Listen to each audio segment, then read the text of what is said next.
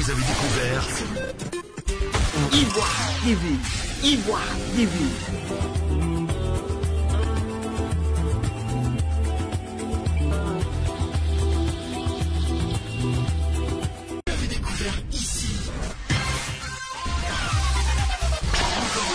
que vous avez découvert Ivoire TV. Ivoire TV.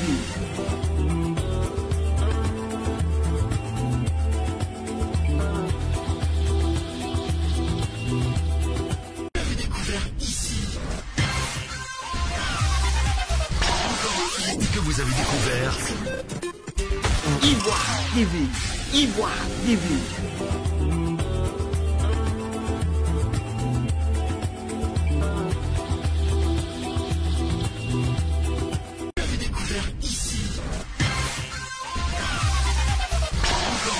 que vous avez découvert Ivoire TV.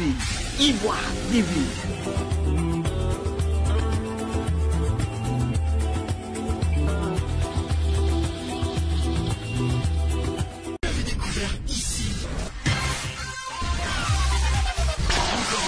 que vous avez découvert Ivoire TV. Ivoire TV.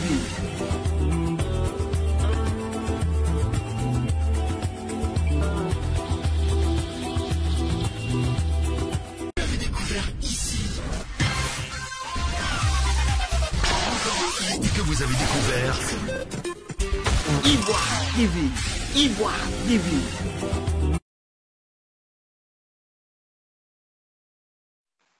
Chers amis d'Ivoire TV, bonsoir. Merci de suivre Ivoire TV, cette télévision qui vous informe au quotidien. C'est vrai qu'à un moment donné, nous avons décidé de quitter nos différents pays pour immigrer dans des pays différents. Et pendant ce temps, nous sommes à la recherche de ce qu'on appelle des papiers, comme on le dit vulgairement. Donc, en fait, nous légaliser dans ce pays. C'est dans ce sens-là qu'à l'avènement des élections présidentielles dernières, dans son programme présidentiel, le président nouvellement élu, Joe Biden, a décidé de légaliser 11 millions d'immigrés vivant sur le sol américain. Alors, il n'y a pas mieux personne que mon invité de ce soir pour nous expliquer. C'est quoi le contenu de cette proposition de loi? Quel est le processus que cette proposition de loi doit bien sûr connaître avant de transformer en loi, signée par le président de la République des États-Unis? Alors, j'ai l'insigne honneur de recevoir Maître Ryan Konan. Maître Ryan Konan, bonsoir. Bonsoir. Merci d'avoir accepté cette invitation. Mais avant, je voudrais dire que vous êtes né à Divo, vous êtes ivoirien, vous êtes né à Divo. Vous avez fait le CMA 2 d'Abobo. Et après, vous avez fait le lycée Alphonse Assamoah de Dibo, où vous avez eu votre bac. Vous avez fait l'université Félix Houphouët-Boigny, où vous avez obtenu la maîtrise en droit. Et puis, voilà, comme je parlais d'immigrer tout à l'heure, vous avez immigré ici aux États-Unis. Et ici, voilà, vous êtes allé à l'école, vous êtes allé à Temple Law School de la Pennsylvanie, où vous avez eu votre DEA en 2009. Et puis, en 2010, vous avez été accepté au barreau de New York. Vous avez été admis à pratiquer devant la Cour d'appel de New York. Vous êtes avocat d'immigration. Vous êtes avocat d'immigration, comme je disais tout à l'heure. Vous êtes avocat des droits des citoyens. Vous exercez aussi le droit criminel. Et Maître Ryan Konan, vous êtes l'un des rares Ivoiriens ici aux États-Unis avec ce grand parcours. Alors, Maître Ryan, comme je le disais tout à l'heure, le président nouvellement élu, Joe Biden, a décidé de légaliser 11 millions d'illégaux vivant sur le sol américain. Est-ce que dans un premier temps, vous pouvez déjà nous définir le contenu de cette proposition de loi? Ok, merci à mon frère Germain Kwasi. D'abord, je vous remercie de cette opportunité. Et Ivoire TVNet, la chaîne à travers laquelle je peux joindre mes compatriotes et mes frères africains et aussi essayer de les éduquer sur l'immigration parce que vraiment, comme vous le dites, en tant qu'immigrés, c'est vraiment une chose importante pour nous de connaître nos droits d'immigration. Parce que comme vous l'avez dit avec mon parcours, dans ce pays, sans papier, tu n'es rien. Avec papier, tu peux tout accomplir. Tu peux tout faire ici, si tu veux, vraiment. Tu peux devenir ce que tu veux. Mais il faut avoir le papier d'abord. Et tant qu'on ne se met pas ça dans l'esprit et dans la tête, on ne pourra jamais avoir vraiment un parcours, un succès dans ce pays. Donc, c'est très important pour les frères. Et ce à quoi encore je veux les inviter, c'est d'abord, quand ils viennent, de prendre conseil avec des avocats.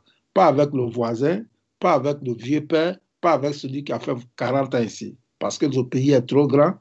La loi même est compliquée pour les avocats eux-mêmes. Ce n'est pas quelqu'un qui a vécu à 40 ans ici qui peut maîtriser tous les contours dans ce pays-là concernant la loi. C'est vrai, nous avons eu un nouveau président, et Dieu merci. Je dis Dieu merci parce que ce qui venait pour les immigrants allait être très, très difficile si d'autres présidents avaient continué parce que lui, son programme était vraiment contre les immigrants.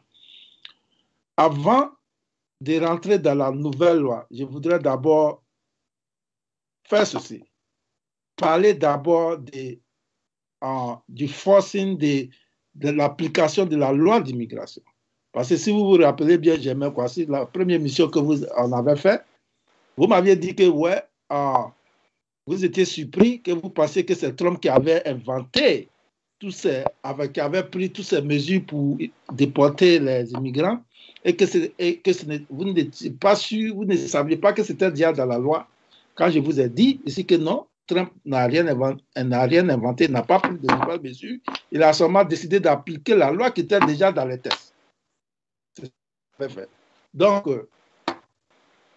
la nouvelle législation ou bien le nouveau projet de loi de Biden, ça ne va pas couvrir tout le monde, mais je veux d'abord rassurer les gens. Je voudrais qu'on commence par ceci. D'abord, quelles sont les priorités maintenant de cette administration-là? Parce que comme je vous l'avais expliqué au début pour ceux qui me suivent, tout président met en exergue sa priorité. Puisque les textes existent déjà, quand Obama était président, il a dit, moi, ma priorité, je vais déporter d'abord ceux qui ont commis des crimes ici.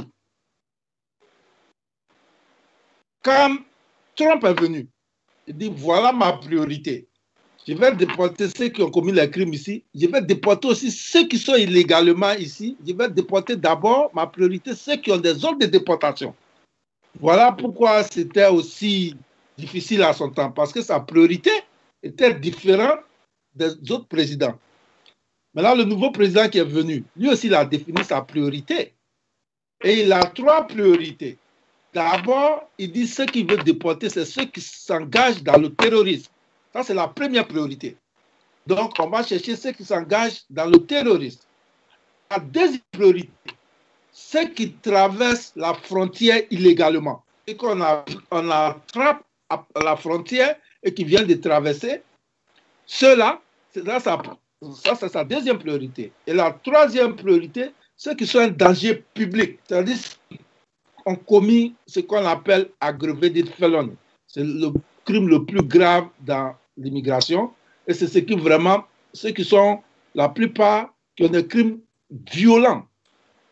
Voilà ces priorités. Qu'est-ce que ça veut dire? Ça veut dire si vous êtes aujourd'hui aux États-Unis, vous n'avez pas commis de crimes et vous avez un ordre de déportation sur vous, vous n'êtes pas sa priorité. Donc ne craignez pas, personne ne viendra vous prendre pour vous déporter. Parce que ce n'est pas les priorités. La priorité de Trump a été dégagée. Il y a une nouvelle priorité maintenant. Et il a ajouté plus, que même si on veut déporter quelqu'un, si ICE vient enforcer les lois, et puis ICE a déjà, dans son objectif, dans son optique, a vu quelqu'un qui veut déporter, ICE doit d'abord se rapporter, l'officier doit d'abord contacter son supérieur. Et son supérieur doit donner vraiment l'ordre d'aller prendre cet individu-là. Est-ce que vous comprenez? Donc, même ceux qui ne bénéficient pas aujourd'hui, mais qui ont seulement d'ordre de déportation, je leur informe aujourd'hui de ne plus avoir peur puisqu'ils ne sont pas en danger. Parce qu'on ne viendra pas les prendre. S'ils n'ont pas d'autres crimes derrière. Donc ça, c'était très important et qu'il fallait que je développe ça pour d'abord mettre en confiance ceux qui sont ici et qui ont des ordres de déportation et qui tremblaient, qui avaient la chair de poule sous Trump. Ils n'ont plus à avoir cette chair de poule là parce qu'ils peuvent être maintenant confortables. On ne viendra pas les prendre. ils peuvent dormir tranquillement. Vous voyez, c'est le premier aspect, ça. Donc, je ne sais pas si vous aviez des questions par rapport à ça. D'abord. Oui, on va revenir un peu sur la première question. Merci de cet éclaircissement. On va aller directement au but du sujet. Quel est le contenu de la loi de Joe Biden, Maître? OK. So, le contenu de la loi de Joe Biden est vaste. C'est près de 400 pages. Mais d'abord, il a 3 priorités dedans. Il y a le Dream Act. OK? Le Dream Act, la manière dont il a défini ça, ceux qui sont arrivés ici à moins de 18 ans, vous comprenez, et qui sont allés à l'école et qui ont eu le bac, et qui sont quand même allés à l'université. Vous comprenez? Donc ceux-là, c'est ceux qui sont le Dream Act. Eux, ils appliquent directement pour la Green Card. Parce que vous voyez, qui ont moins de 18 ans. Après, il y a ce qu'on appelait DACA, c'est-à-dire ce dont Obama, en 2012, a dit si tu étais ceux qui sont venus ici avant l'âge de 16 ans et qui, en 2012, avaient moins de 30 ans et qui sont allés à l'école et qui ont eu le bac. Eux, là, ils avaient donné que le working permit, puisqu'ils ne pouvaient pas aller au Congrès pour leur donner des papiers. Donc, ceux-là, ils ont eu le working permit et quand Trump est venu, ils voulaient les déporter, mais ça n'a pas marché. Avec Biden, ce qu'il propose, eux aussi, ils peuvent appliquer directement pour la Green Card. Ouais. Donc, il faut faire la distinction entre DACA et le Dream Act que Biden propose. DACA, c'est moins de 16 ans, être présent ici en 2012, avoir moins de 30 ans et avoir gradué. Le Dream Act, c'est venu moins de 18 ans. Aller à l'école et aussi avoir fait college, eux, ils ont directement la Green Card. C'est ce qui différencie entre les deux. Et maintenant, il y a ceux qui travaillent dans l'agriculture. On ne va pas trop s'éterniser dessus. Et puis maintenant, le troisième groupe, vous voyez, ici, quand il y a la Green Card, on t'appelle Lawful Permanent Resident. Mais maintenant, eux, leur groupe, le troisième groupe, ça s'appelle Lawful Prospective Immigrant. Ce sont LPI. Donc, pourquoi on aille vite, je vais toujours abréger pour dire LPI, LPI, Lawful Prospective Immigrant. C'est de cela qu'on parle. Voilà. Donc, pour eux, pour bénéficier, dans les cas, c'est tous ceux qui étaient présents ici à la date du 1er janvier 2021. Tous ceux-là, ils vont bénéficier de ce qu'on appelle LPI, c'est un prospective immigrant, pour 5 ans. Et après les 5 ans, ceux-là maintenant vont appliquer pour la Green Card. Donc vous voyez la différence entre eux. Ils attendent 5 ans pour appliquer pour la Green Card. Et après les 5 ans, après 3 ans, ils appliquent pour la nationalité. Donc, ils ne vont pas directement avoir la Green Card. Ils vont avoir le statut de LPI pour 5 ans. Alors que le Dream Act et puis le DACA, ils vont directement appliquer pour la Green Card et après 3 ans, ils vont appliquer pour la nationalité. Donc, voilà ce qui bénéficie de la nouvelle loi Joe Biden. C'est un projet de loi. La loi est déjà à l'Assemblée, mais juste pour faire une petite rétrospective, pour qu'on puisse distinguer le Congrès ici et comprendre. Aux États-Unis, on a 2 grandes maisons. On a le Sénat, puis on a le House. C'est les 2 qui forment le Congrès. Le House a beaucoup de membres parce que les membres sont déterminés par le nombre de la population. Si on prend par exemple New York, quand un président gagne à New York, il a 56 voix. C'est-à-dire qu'il y a 2 sénateurs et maintenant il y aura 56 moins 2, ça fait 54. Donc, il y a 54 membres de House à New York. Donc, c'est comme ça qu'on détermine. Donc, la loi va d'abord dans le House. Si c'est passé, maintenant ça va dans le Sénat. Le Sénat a 100 membres. Là, ce n'est pas basé sur la population ni rien. Chaque État a 2 membres, du Sénat. Et comme il y a 50 États, ça fait 100 là-bas. Donc la loi doit passer d'abord au House, et puis après ça va au Sénat. Et si c'est passé au Sénat, le président doit maintenant promulguer cela. Donc, le projet Biden est déjà au House. Et ils sont en train de discuter dessus. C'est déjà en commission. Après la commission, ça va arriver au floor, c'est-à-dire aux membres du House pour qu'ils votent là-dessus. Après avoir voté, ça ira au Sénat maintenant, où ça va faire encore d'autres débats. Mais grosso modo, voilà ce qu'implique la loi, la nouvelle loi ou bien le projet de Biden. Maintenant, il y a des exceptions, c'est-à-dire la période d'autorité. Il faudrait présent du 1er janvier 2021 jusqu'à présent. Il ne faudra pas être absent de plus de 6 mois. Ce que je veux dire. Par exemple, on prend l'exemple de quelqu'un qui est venu ici avec son visa en décembre 2020 et il est présent janvier 2021, il est présent. Et en avril, il va au pays. Là, c'est de voir, il sort. S'il revient après 3 mois, il est encore dans cette loi-là. C'est-à-dire qu'il ne faudrait pas qu'il s'attende de plus de 6 mois. Donc, c'est cela qu'on dit, il ne faut pas être absent de plus de 6 mois. La notice to appear, si vous ne savez pas ce que c'est que notice to appear, c'est une note qu'on te demande de te présenter devant la justice. Vous voyez, je vais un peu essayer de sortir un peu du sujet pour vous expliquer le notice to appear. C'est un document qu'on te donne quand l'immigration n'a pas accepté ton application pour que tu te présentes devant le juge. Dès qu'on te donne ce document, ça arrête le temps que tu as passé aux États-Unis. Un exemple simple. Vous venez d'arriver aujourd'hui aux États-Unis, n'est-ce pas? Demain, on vous donne un notice to appear, mais vous ne partez pas devant le juge. Même si vous passez 100 ans ici, si c'est un jour qu'on vous a donné le notice to appear, vous avez fait un jour ici. Parce que le notice to appear arrête ton temps.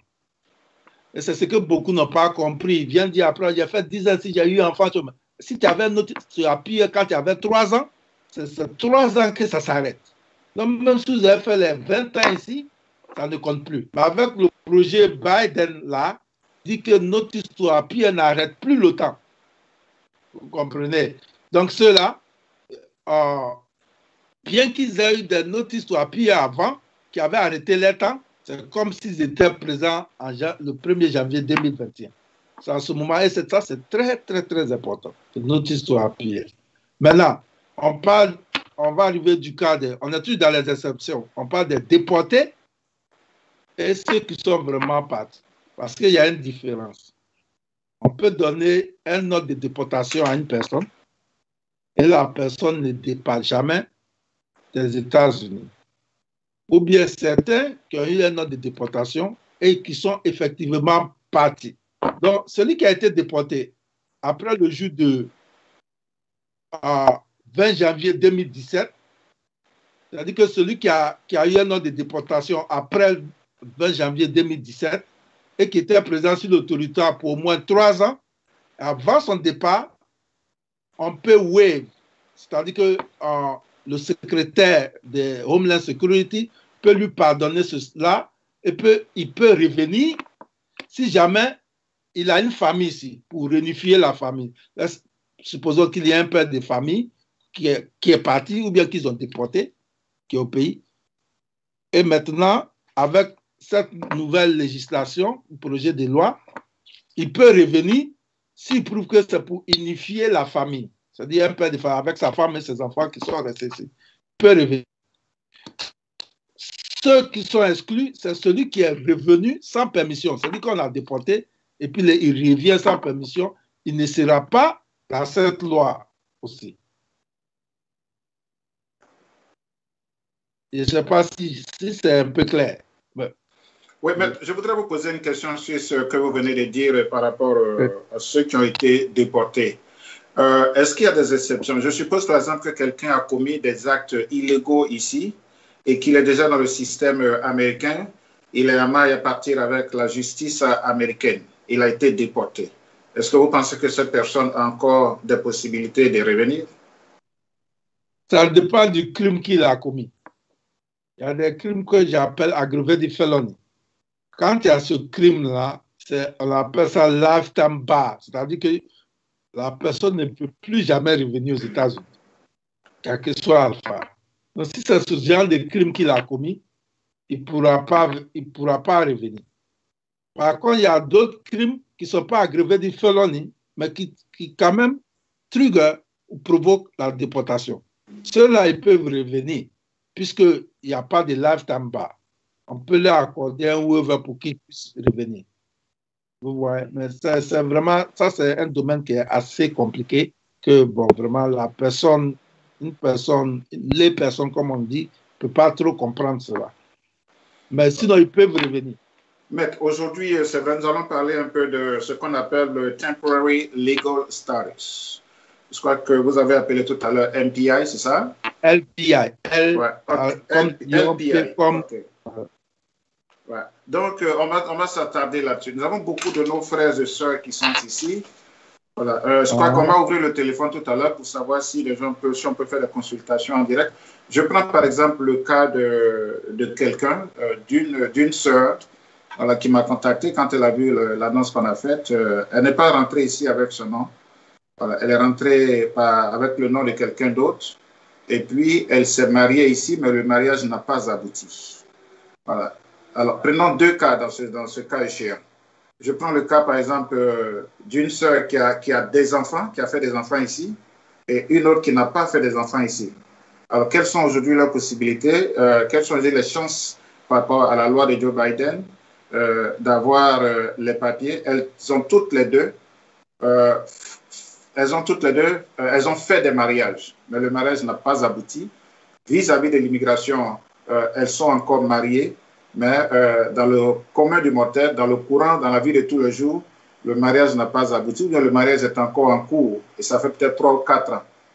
Si par exemple, il y a une qui a des enfants et l'autre n'a pas d'enfants, quelles sont leurs chances d'obtenir le papier?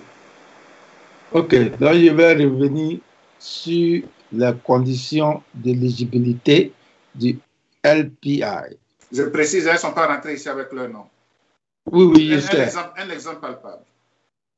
Oui, je vois. Mais les conditions d'éligibilité des LPI sont très claires. Ceux qui sont présents ici, aux États-Unis, qui étaient là le 1er janvier 2021, peuvent bénéficier de cette loi-là. Que vous soyez marié, que vous ne soyez pas marié, que vous soyez venu avec le nom de qui que ce soit, vous entrez dans cette loi-là. Il n'y a pas ceux qui sont inéligibles. Ceux qui sont inéligibles, peut-être que s'il y a décrit ceux qui sont inéligibles, c'est ceux qui ont commis des crimes. Si, par exemple, on appelle ANA 212 E2. Ça, c'est pour les crimes.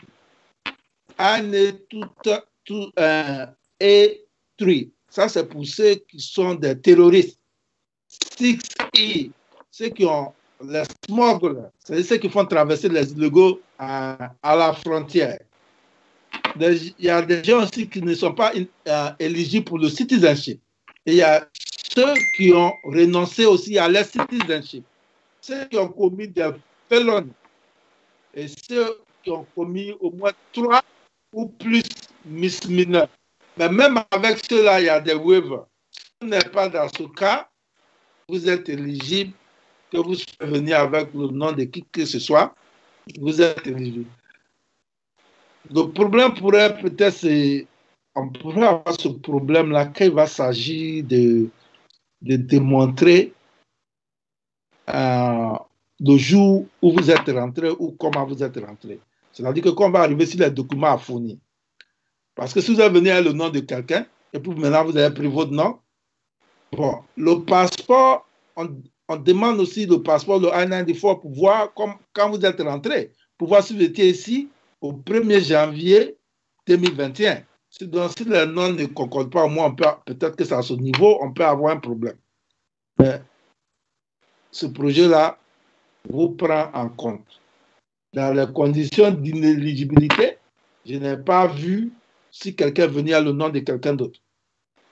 Donc, ces deux-là, qu'elles soient mariées, qu'elles ne soient pas mariées, elles peuvent faire. Mais peut-être que vous voulez dire si elles veulent se baser sur le mariage pour avoir les papiers, mais ça, c'est maintenant pour aller dans LPR, non LPI. Alors, ici, par exemple, quel est le moyen le plus sûr, comme vous le disiez tout à l'heure, pour quelqu'un qui est encore dans la ligne du mariage, qui a sollicité les papiers, ou faut-il rendre caduque ce lien du mariage pour adopter la loi de Joe Biden? Quel est le moyen le plus facile ici pour obtenir les papiers selon vous, maître? Bon, ça ne sera pas selon moi, ça sera selon toi, selon la personne. Parce que si vous voulez aller sur le mariage, vos maris ont disparu, comment vous allez avoir les papiers sur ce mariage? Donc, c'est mieux si vous partez dans l'autre. Parce qu'on vous donne le choix. L'avantage pour les autres, c'est que si vous allez, par exemple, si vous êtes marié, que vous voulez aller sur ça, vous n'allez pas attendre 5 ans pour avoir vos papiers. Mais seulement, il faudra faire, selon la loi, il faut que votre mari soit là. Or, vous savez qu'il n'est pas là. Et que vous n'allez jamais avoir les papiers sur ça, sur ce chemin-là. Donc, vous serez obligé de prendre le chemin. Et puis, on ne vous demande pas des papiers de votre mariage. Vous comprenez? Donc, ça dépend de vous. Vous savez très bien que vous avez, comme on l'appelle ici, été bricole. Vous avez cogné un mur dur avec le mariage. Donc, pourquoi vous voulez persister à aller là-bas? C'est mieux d'aller sur le LPI. Au moins, vous aurez votre papier un jour. Faut-il qu'elle engage une procédure de divorce d'abord ou bien... Non. Si le LPI, on ne vous demande rien de divorcer, de faire tout ça. On vous demande seulement d'être présent, prouver que vous étiez présent le 1er janvier 2021, et aussi prouver que vous n'êtes pas dans les conditions d'inéligibilité. C'est tout. Il n'y a pas je m'excuse de vous arrêter. Par rapport à cette émission, j'ai discuté avec beaucoup de nos confrères ici. Alors, je suppose par exemple que, vous savez, les femmes sont beaucoup plus concernées. Je suppose par exemple que dans la recherche des papiers, quelqu'un est passé par la circoncision. La même personne est passée par l'incision. La même personne est passée par l'asylum, réfugié. Et puis aujourd'hui, la même personne a engagé au niveau de l'immigration le mariage. Donc cette personne a 3 dossiers au niveau de l'immigration. Quelles sont les étapes à parcourir ou bien quels sont les risques que cette personne encourt? Par rapport au LPI ou bien par rapport à la nouvelle loi, à la proposition de loi de Joe Biden? Comme je dis, la personne a 2 chemins devant elle. Si elle veut, elle poursuit l'autre. Si elle veut faire, dans ce cas-là, elle n'aura pas le FPI. Ou bien elle laisse carrément l'autre. Le pied vient dans le FPI, mais elle ne peut pas poursuivre les 2 à la fois. Vous comprenez? Elle a un choix. Est-ce qu'elle va réussir dans son cas? Si elle est sûre qu'elle va réussir dans son cas d'excision ou bien de choses d'asylum et tout, donc elle reste là-bas. Vous comprenez? Mais là, elle aura ses papiers vite. Si elle reste là-bas, si elle est sûre. Mais si c'est sûr, si c'est pas sûr que si son cas n'est pas un cas fort, comme on prend des exemples comme ça, mais je n'ai pas le dossier devant moi pour voir si le cas est fort ou pas. On parle d'excision. D'abord, quand une personne fait l'asile, c'est dans la première année que la personne arrive ici qu'elle doit faire l'asile, sur l'excision. Si la personne a fait cela, elle aura forcément ses papiers. C'est l'excision parce que la loi est claire dessus. Mais il y a certains qui viennent qui disent que non, si on me ramène dans mon pays, je vais être excisé. Alors que la personne est déjà grande et tout ça, là, on sait que normalement l'excision, ça se fait sur les enfants par les grandes personnes. Et donc, ça, ce n'est pas un cas qui est strong, qui est fort. Donc, on ne peut pas s'entêter dans ce cas-là. Parce qu'enfin, bon, tu peux avoir tes papiers comme tu peux échouer. Prenez. Donc, s'il y a cette opportunité-là qui s'ouvre, je te conseillerais de prendre le LPI, où on ne te demande pas si quelqu'un est rentré dans ta jupe pour te couper ou pas. On te seulement donne tes papiers, seulement tu vas attendre un peu plus longtemps, mais tu auras tes papiers là-dessus. Donc, je te conseillerais cela. Donc, ça dépend du cas, si tu as un cas qui est vraiment solide. Ouais. C'est comme ça qu'il faut faire. Maître, je sais que vous recevez beaucoup d'appels.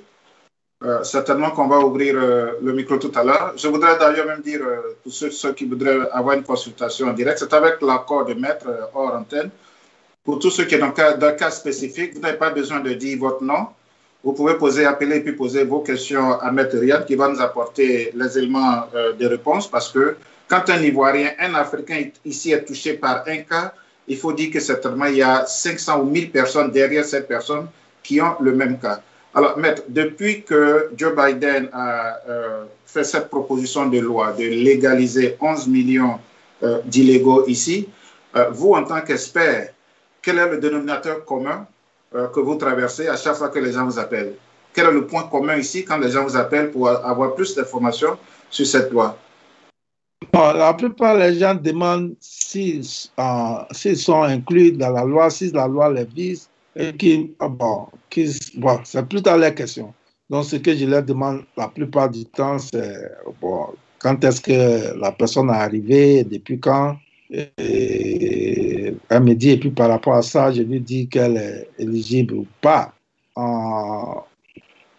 Ce que j'ai la plupart vu et que je n'ai pas trop apprécié avec certains, c'est ce qui me pose la question de savoir pourquoi nous qui avons fait 20 ans ici, on doit attendre 5 ans que quelqu'un qui est venu juste peut-être 2 mois ou 3 mois après. Vous voyez? Et je leur dis, mais what does it matter?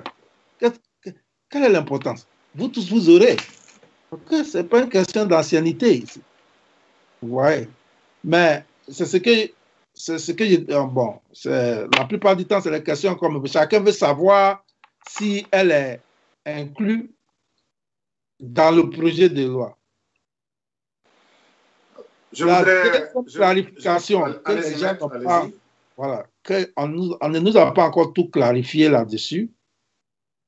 Est-ce que une personne qui est venue avant le 1er janvier 2021 et qui a un statut, est-ce que la personne peut bénéficier? Par exemple, quelqu'un qui est venu en tant qu'étudiant, n'est pas illégal ici.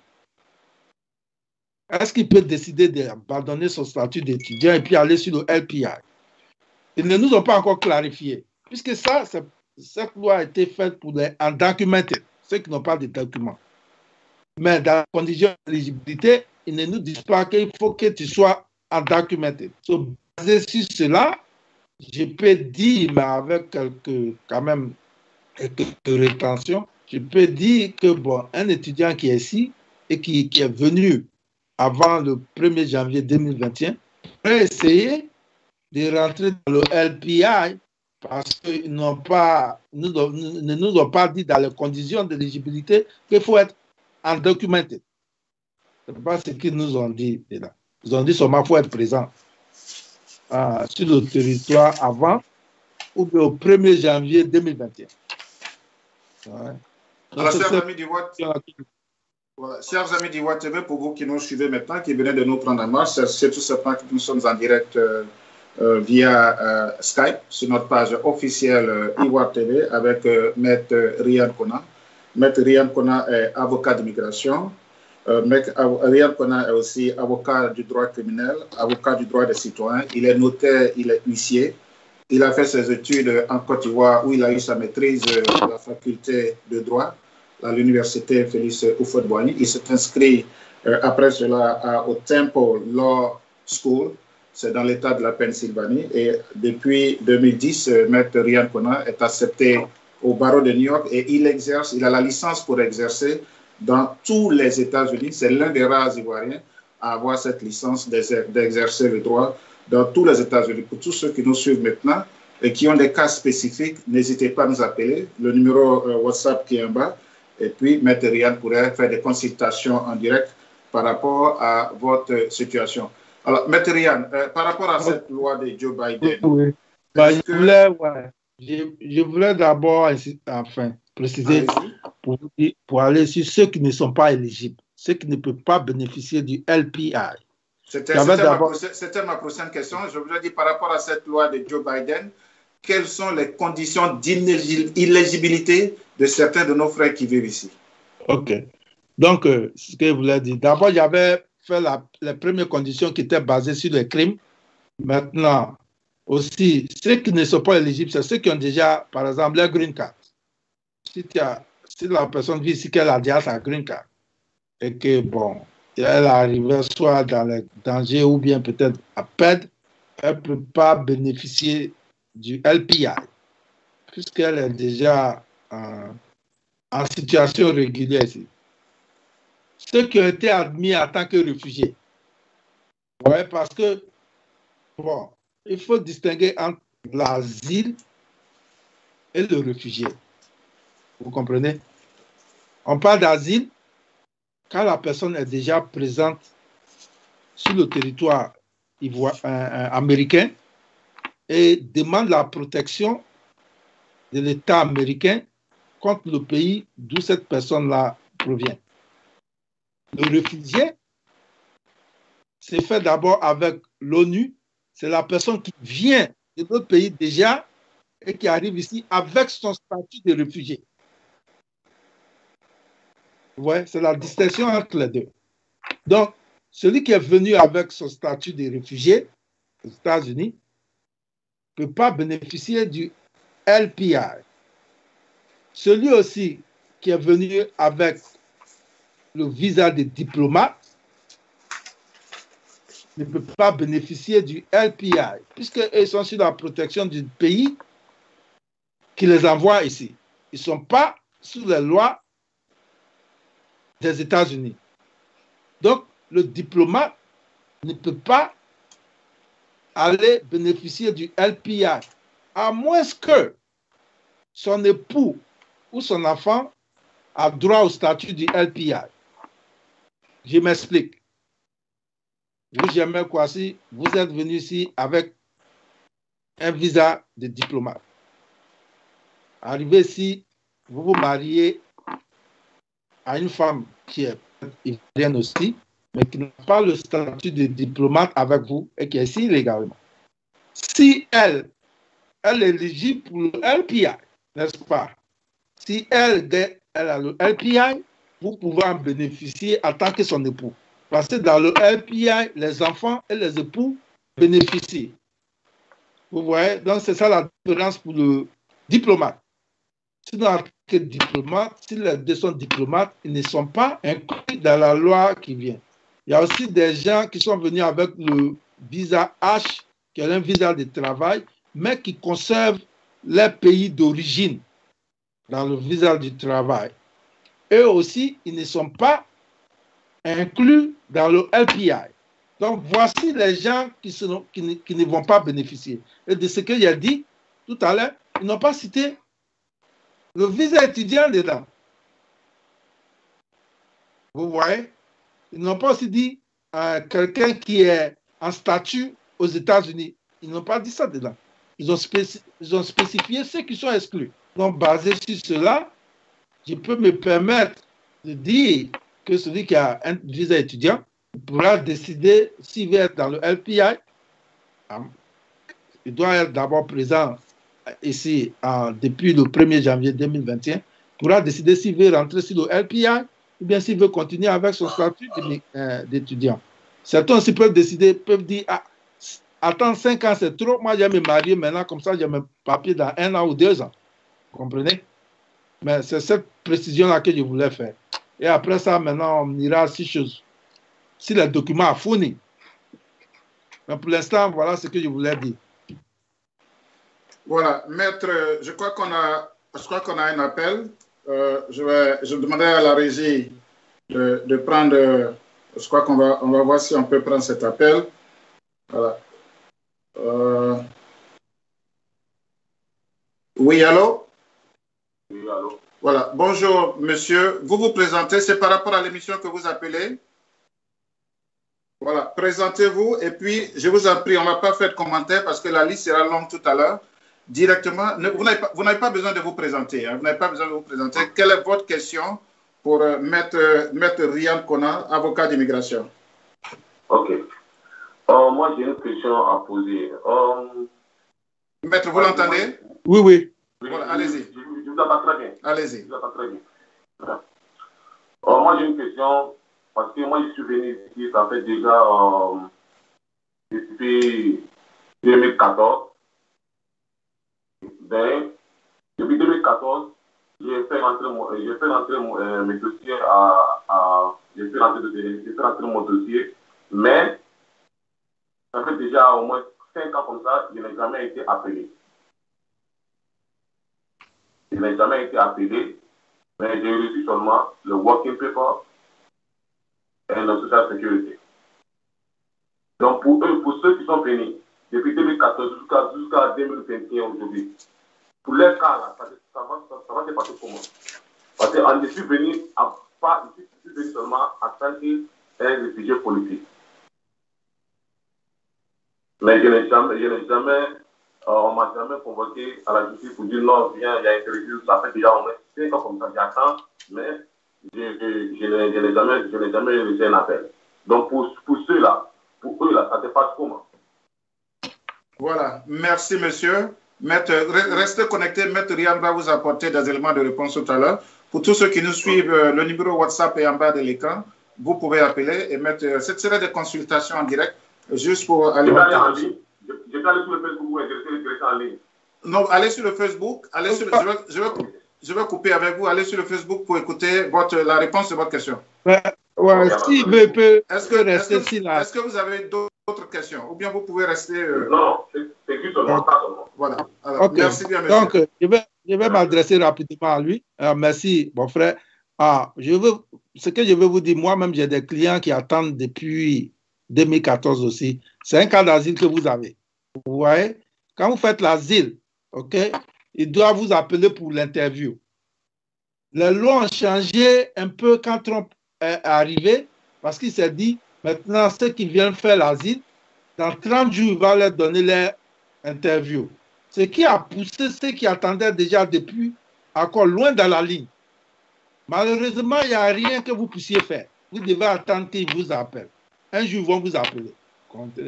Ce qu'on peut faire, par exemple, c'est quand ils vous appellent, vous allez faire l'interview et puis ils ne vous donnent pas de réponse, ce qu'ils font aussi la plupart, puisqu'ils savent que vous pouvez avoir, vous avez un bon cas, mais donc ils ne veulent pas vous donner et ils s'asseyent sur votre dossier. C'est le problème qu'on a avec cette agence d'asylum, d'asile. Tout le monde a ce problème-là. Ce que je peux vous dire, c'est d'attendre qu'ils vous appellent. Ils vont vous appeler parce qu'il y a eu des gens qui ont attendu jusqu'à 7 ans, 8 ans, mais ils vont vous appeler un jour. Vous comprenez? Donc, vous devez attendre. On ne peut pas sauter la ligne. Quand c'est à ce sujet-là, on ne peut rien faire. Donc, ça veut dire que, maître, la proposition de loi de Joe Biden ne prend pas en compte ce genre de dossier? Bon, s'il veut laisser ça et puis aller pour Biden, il peut. Mais je pense que comme ils attendent comme ça, peut-être il peut voir son là-bas plus rapidement que ceux qui vont aller sur le LPI. Parce que s'il prend le LPI, il va attendre 5 ans encore. Il est déjà là depuis 2014. Et puis il va attendre encore. Bon, il aura le LPI pour faire travailler, faire des choses. Mais oui, mais maître, lui, dans son cas, comme il a dit tout à l'heure, il a déjà le working permit. Donc, il a la sociale et il a déjà le working permit depuis 2014. Oui, mais s'il laisse qu'il va pour Biden, il va perdre ce working permit là, il ne peut plus renouveler. Il va prendre pour Biden pour travailler maintenant. Le working permit, c'est rien. Je ne vois même pas pourquoi les gens sont souvent, ils tapent la poitrine, ouais. Le working permit, ça ne te donne pas de statut ici. Seulement, c'est pour travailler. Donc, ouais, c'est bien. Voilà pourquoi, pendant tous ces 5 ans, il te donne le working permit pour que tu puisses travailler en attendant qu'il t'appelle. Ouais, ils te donnent le work permit, tu travailles. C'est un dossier d'asile. Tu ne vas pas retourner dans ton pays anyway, dans tous les cas. Donc, ils vont prendre du temps, mais en temps, ils te donnent un work permit, travail. Quand ils seront prêts, ils vont t'appeler. Voilà, c'est simplement ce que ça veut dire. Voilà, on attend le prochain appel. Alors, maître, aujourd'hui, c'est vrai, comme je le disais tout à l'heure, les États-Unis font depuis, je dirais, depuis 2019, les États-Unis font près de 329 millions d'habitants. C'est sur quelle base on a déterminé qu'il y a 11 millions d'illégaux? Et est-ce que, vous l'avez dit tout à l'heure, je voudrais revenir sur vos propos, poser la même question. Est-ce que ces 11 millions d'illégaux vont forcément bénéficier de la loi la loi de Joe Biden? Ouais, c'est une estimation. Il dépasse, je pense qu'il dépasse, ou bien ils peuvent être moins, on ne sait pas. Mais c'est une estimation, puisqu'il y a nombreux qui... C'est pour ça qu'on veut légaliser tout le monde, comme ça beaucoup vont sortir de l'ombre. Parce qu'il y a nombreux qui sont tapis dans l'ombre. Donc c'est seulement une estimation, mais ça peut être plus. Et c'est de ça que les républicains ont peur. Donc quand on va faire, si cette loi, si jamais, parce que c'est un projet de loi, ça est dans le House. OK? Ça peut passer le House, mais arriver au Sénat, vous voyez, arriver au Sénat, il faut 60 voix pour que ça passe. Actuellement, le Sénat est balancé à 50-50. C'est-à-dire qu'on a besoin de 10 républicains, ou au moins 9 républicains, pour que ça puisse passer. Ce qui sera vraiment, vraiment... Donc, maître, ce que vous êtes en train de dire, ça veut dire que cette loi peut mourir à tout moment, peut-être caduque, peut-être tuée à tout moment quand ça va arriver au niveau du Sénat. Bien sûr.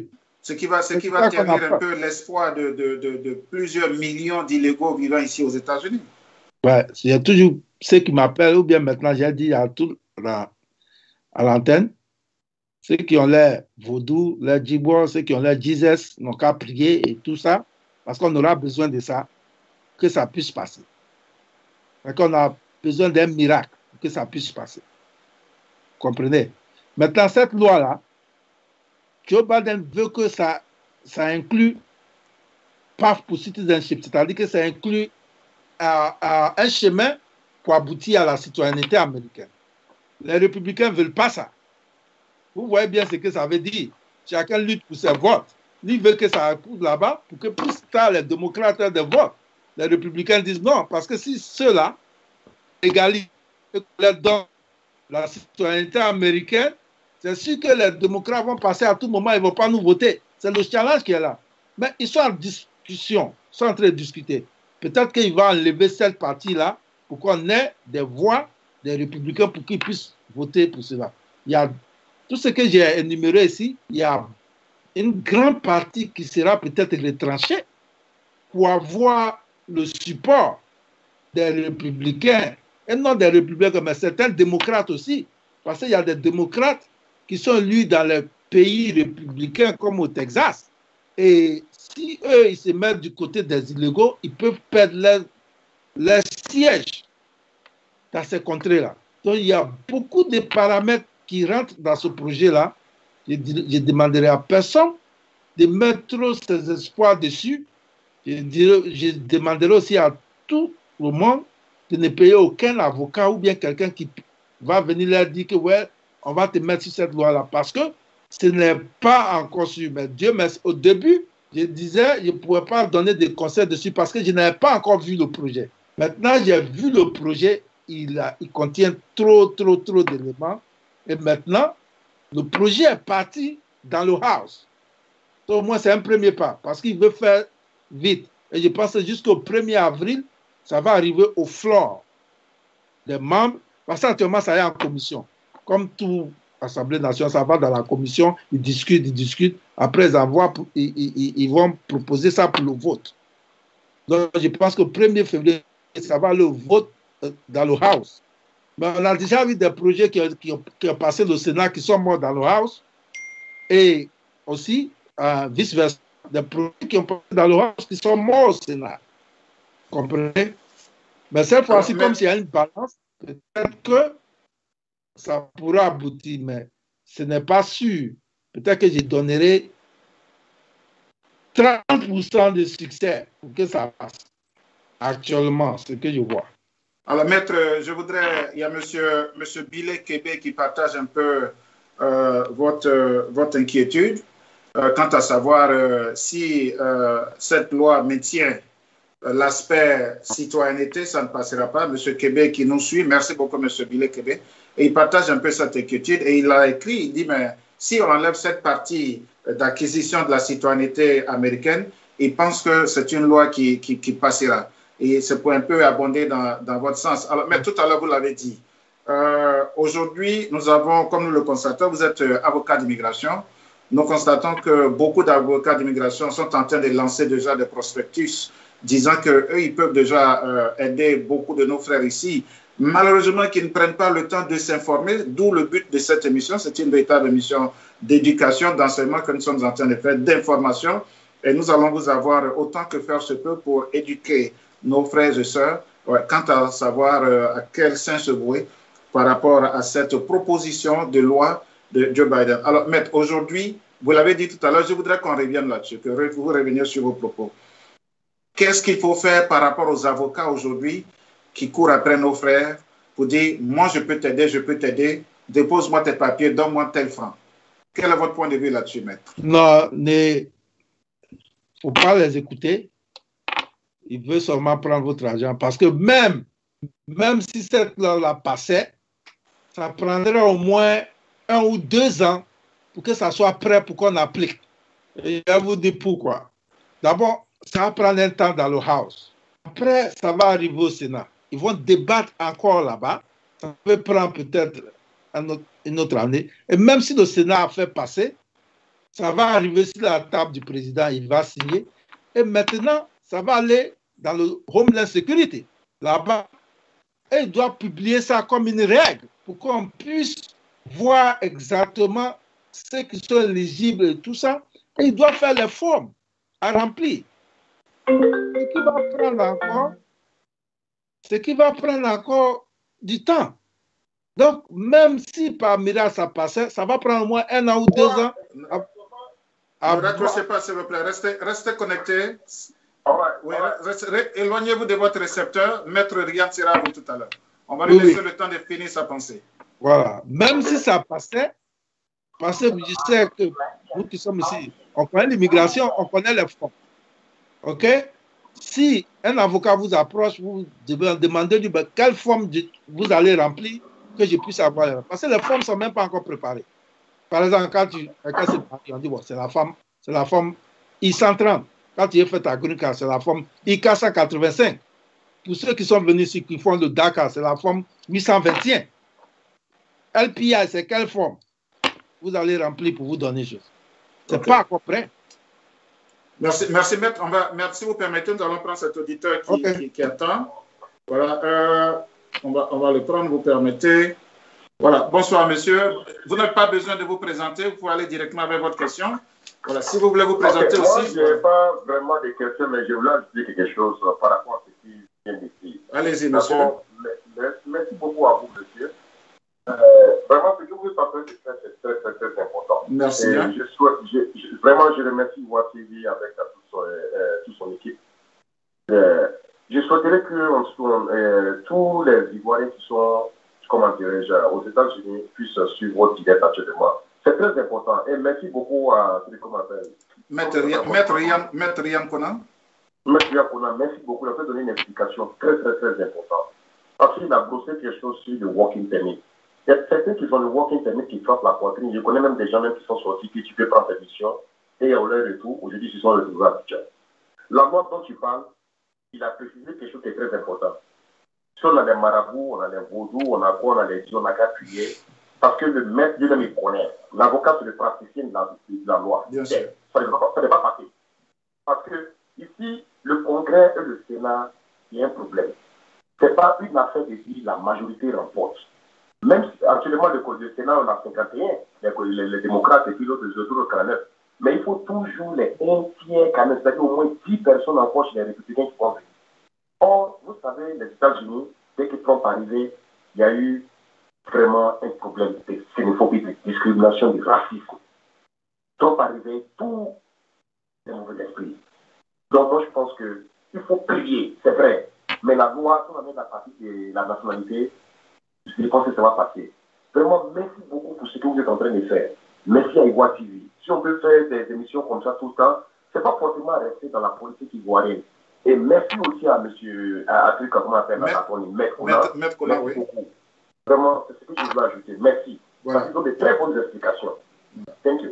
Merci, voilà. merci monsieur. Je pense que Ivoire TV, c'est vrai que nous faisons des émissions politiques, mais nous faisons aussi des émissions d'information et d'éducation. Maître Ryan Kona est un habitué de la maison. Il sait un peu, et qu'à chaque fois, voilà, je ne voudrais pas manquer de le dire, au nom de tous les auditeurs, à mon nom personnel, au nom de toute la direction d'Ivoire TV, Maître Ryan Kona, je voudrais, par ma voix, vous dire merci parce qu'à chaque fois qu'on vous a sollicité pour venir nous informer, nous enseigner et nous éduquer sur le problème d'immigration, vous avez toujours été avec nous. Donc, je voudrais vous remercier. Nous allons certainement prendre ce dernier appel. L'intervention du monsieur tout à l'heure, c'était pas... Attendez, vous patientez s'il vous plaît. C'était pas une question, vous allez revenir là-dessus. Il donnait simplement son point de vue. Voilà, tout en nous remerciant d'initier ce genre d'émission pour éclairer la lanterne de nos frères et sœurs ici, qui se font berner, je dis bien berner par beaucoup d'avocats. Il y a des millions d'Ivoiriens et d'Africains ici qui ont donné des milliers, des dizaines de dollars à des Américains et qui n'ont jamais eu de suite favorable. Voilà. Bonsoir. Vous n'êtes pas obligé de vous présenter. Votre intervention, s'il vous plaît. Hello. Oui, allez. Je suis au fait un international. Je suis un F1 student et je voulais savoir si peut-être on avait une part to citizenship ou bien une part to have the green card, même si on est F1, voilà. Et un truc qui est différent du CPT ou OPT. Donc, je veux savoir si dans la nouvelle loi de dans la proposition de loi de Joe Biden, est-ce qu'il y a un paragraphe pour les étudiants? C'est ça votre question? Oui, monsieur. Voilà, merci bien, merci de votre question. Alors, maître, on va revenir sur les deux appels. Le monsieur pose la question de savoir est-ce que dans la proposition de loi de Joe Biden, les étudiants sont pris en compte. Je pense que vous avez apporté des éléments de réponse tout à l'heure sur ce sujet, mais nous allons revenir là-dessus. Oui, comme je disais, c'est seulement ceux qui sont venus ici à moins de 18 ans et qui sont allés à l'école, qui ont eu leur diplôme de bac et qui sont aussi allés à l'université, qui ont fait 2 ans d'études au moins à l'université. Et puis, il y a les DACA, ceux qui sont venus à moins de 16 ans, qui étaient présents et qui ont bénéficié du DACA. Et ils vont directement à la Green Card, ils n'attendent pas. Concernant les étudiants réguliers, il n'y a pas de... Rien n'est prévu pour eux. Ils vont être seulement comme les autres. Si ils ont commencé à être étudiants et qu'ils étaient là avant ou au jour du 1er janvier 2021. Il a parlé de OPT aussi. OPT, c'est, par exemple, quand tu finis tes études, on te permet de faire un stage ici, et tu t'entraînes, donc tu te donnes le working permit pour 1 an, 2 ans. Bon, ça, bon, je ne vois pas, ça n'est pas prévu ici. Mais une personne qui a eu tout ça, qui a refusé de partir, et qui est maintenant illégal ici, il pourra choisir le LPI et attendre les 4 ans comme les autres. Okay. Alors, maître, voilà, je pense que je voudrais vous remercier. Je sais qu'aujourd'hui, c'est dimanche, vous avez beaucoup de consultations. On n'a pas encore bouclé l'émission. Vous avez beaucoup de consultations et vous avez pris une partie de votre temps pour être avec nous aujourd'hui, pour nous éclairer. Je n'ai pas de doute que vous reviendrez sur ce même plateau à chaque fois que nous aurions besoin de vous. Alors, je voudrais que vous reveniez sur un certain aspect qui a attiré mon attention tout à l'heure. Pour l'instant, c'est une proposition de loi. Et vous disiez, même si elle rentre en vigueur comme une loi, ça ne va pas prendre effet maintenant, ça peut aller jusqu'à 2 ans. Donc, ça veut dire que cette loi ne rentrera pas en vigueur certainement avant la fin du mandat de Joe Biden? Non, ça peut rentrer en vigueur avant la fin du mandat de Joe Biden, mais peut-être qu'il y restera peut-être 1 an ou bien 1 an et demi à faire. La loi peut rentrer en vigueur. Mais ça brise un peu l'espoir de millions d'Ivoiriens que nous connaissons ici qui comptent sur cette proposition de loi pour être légalisée. Oui, mais il y a le temps. Il faut attendre que les choses prennent le temps. Ce que je veux dire, ça peut rentrer en vigueur vite. Ça ne veut pas dire que ça sera pratiqué rapidement. Mais voilà. Si ça rentre en vigueur, c'est une loi. Vous comprenez? C'est-à-dire que même si c'est Trump qui est réélu, ça va s'imposer à lui parce que c'est la loi votée par le Congrès. À moins que lui aussi prenne une loi contraire qui puisse passer. Mais si c'est rentré en vigueur, si Biden a signé, c'est la loi. Il ne peut pas contrecarrer ça. Ça s'applique à lui. Vous comprenez? C'est différent des executive orders que Obama avait pris pour pouvoir donner quelques papiers aux enfants. C'est différent. Ça, c'est une loi qui est votée. Donc, ça va rentrer en vigueur vite. Mais pour prendre forme, pour établir les formes, pour publish le rule dans le code of, on appelle ça CFR. Et tout ça, c'est ça qui va prendre du temps. Vous voyez? Mais sinon, ça peut rentrer en vigueur aussi rapidement avant Biden. Parce que aussi longtemps que Biden signe, après le vote des deux houses, on doit être content et on doit être protégé. Parce que ça doit s'appliquer. Et quand le président prête ses mains ici, il jure qu'il va appliquer avec faithful les lois des États-Unis. Donc, ça devient une loi fédérale. Donc, il doit l'appliquer.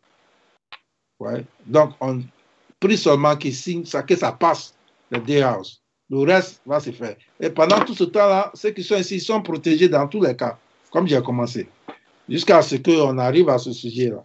Enfin, on arrive à ce niveau des stades-là pour qu'ils puissent avoir maintenant le LPI. Il y a des avantages avec le LPI. La personne peut... On n'est pas encore arrivé là-bas. Je ne sais pas si on pourra arriver sur les avantages que ça donne. Ben, je pense qu'on ne va pas... Si on donne tout aujourd'hui, ça veut dire qu'on ne va pas vous avoir la prochaine fois. Okay. on va mettre un peu d'eau dans la bouche de nos internautes qui nous suivent. Voilà, ça serait certainement le thème de l'émission prochaine. Je voudrais, à mon nom personnel, au nom de toute la direction d'Ivoire TV, vous saluer. Saluer aussi tous ceux qui étaient connectés ce soir, en l'occurrence M. Bilé Kébé, parce que je lis un peu ses écrits. Je crois qu'il a des écrits assez intéressants. Certainement qu'il s'y connaît aussi en matière de droit d'immigration, parce qu'il abonde dans le même sens que vous, Maître Ryan Kona. Maître Ryan, nous sommes au soir de cette émission. Quels sont vos derniers conseils pour tous ceux qui nous suivent maintenant, ou pour tous ceux qui, après, voilà, vont suivre cette émission, voilà, en attendant que cette proposition de loi puisse prendre forme, rentrer en vigueur, de pouvoir apporter beaucoup d'espoir à beaucoup de nos frères qui sont ici, mais qui vivent de manière illégale. Quels sont vos derniers propos pour cette émission de ce soir, Maître Ryan Kona? Merci à M. Germain Kouassi. Donc, bon, comme ce que je voudrais leur dire, c'est que s'ils ont des questions, ils peuvent toujours me joindre pour que je leur donne une consultation. Donnez tous vos contacts, Maître. Ok, c'est Maître Kona. Pour le email, c'est konalawoffice@gmail.com. Et pour le téléphone, c'est 845 309 34 32. Je suis sur WhatsApp aussi.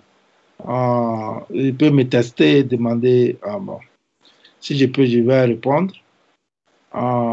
Et leur dire que vraiment la tempête est passée. Au moins, on peut vivre en paix un peu pour 4 ans. J'avais vraiment eu peur pour tous les immigrants pendant les derniers 4 ans passés. Et qu'actuellement, ça va. Au moins, on ne va pas les déporter, mais ils doivent toujours chercher à se régulariser pour pouvoir parfaire leurs objectifs ici. Parce que sans papier, on n'est rien ici. Il faut avoir les papiers. Pour certains, il y a des cas où il n'y a plus d'espoir et le LPI est le dernier espoir. Prions que ça passe et que ça devienne une réalité. Ce que je voudrais leur dire, merci beaucoup pour cette opportunité. Merci à ivoiretv.net.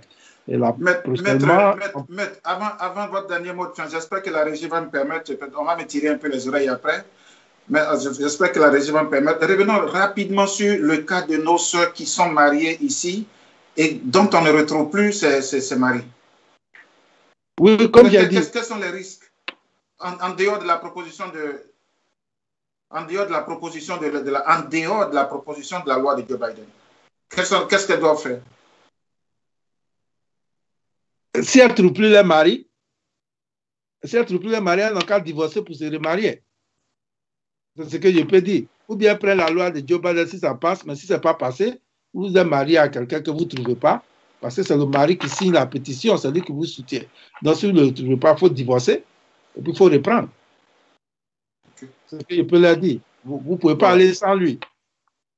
Ouais, chers amis d'Ivoire TV, merci d'avoir... Je peux dire quelque chose rapidement, au moins pour les frères, pour qu'ils s'apprêtent au moins.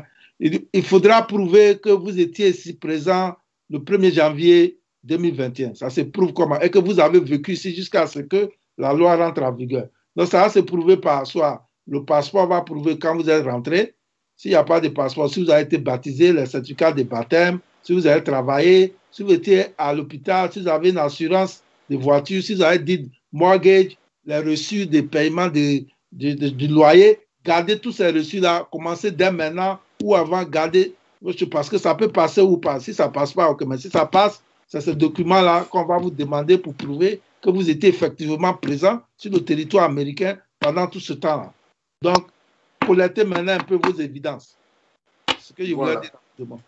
Collectez maintenant vos évidences. En un mot, essayez de mettre ensemble tous les documents qui puissent prouver que vous étiez sur le sol américain, voilà, avant la proposition de la loi de Joe Biden. Maître Ryan Konan, vous êtes Maître Ryan J. Konan, vous êtes né à Divo, vous avez fait le CMA2 d'Abobo, vous avez obtenu votre BPC, vous avez fait le lycée Alphonse Assamoah de Divo, vous avez fait le bac en 1994. Je vais maintenant dans les détails de qui est Maître Ryan Konan.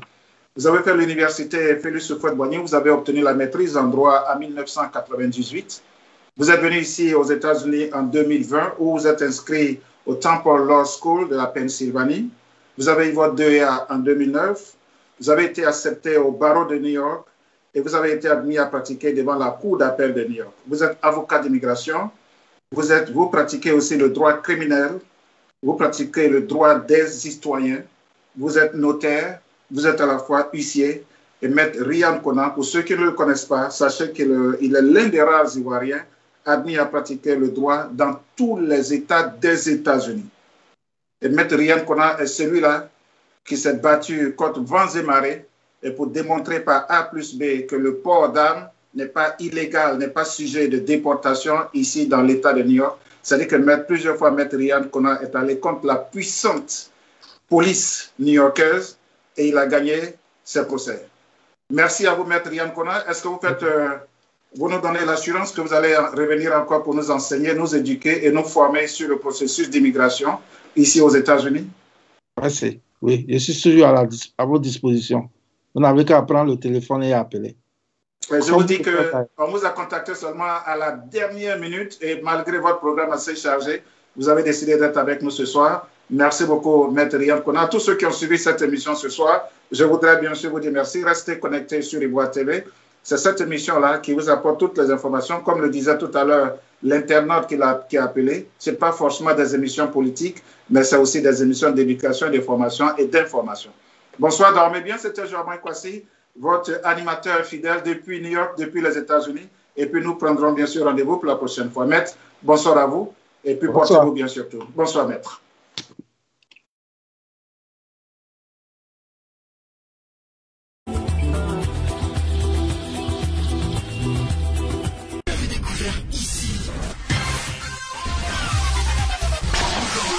Vous avez découvert Ivoire TV.